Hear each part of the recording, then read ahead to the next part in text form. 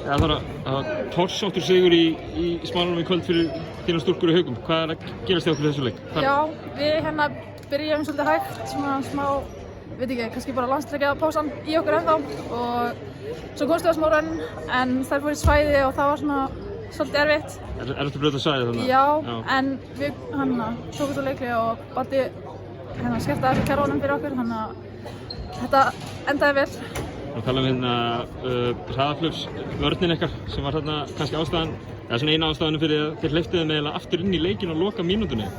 Hvað það hlýtur að hafa verið svolítið svona stressandi að ná ekki að stoppa þér? Já, það var svolítið óþægilegt en svo tók það bara aftur leikli og skerti á þessu aftur þannig að á svona smátt þetta aðeins betur. Hvernig finnst þér liðið verið að koma saman svona? Nú hefur þetta verið örugglega skrítnasta tímabil í manna minnum þar sem það margra mánaða pása svo kemur eitthvað landsleikjahlé í einhverja vikur og þeir eru að koma saman eiginlega sko í 100. skipti.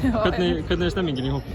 Hún bara góð með við aðstæður sko, en bara allar mjög spenntar alltaf að fá að spila og vonandi helst þetta bara svona út tímabilið núna.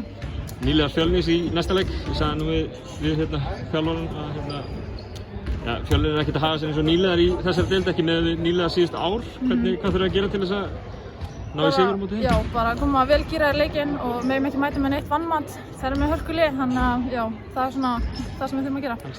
Til hamingju í sigrinum. Takk fyrir.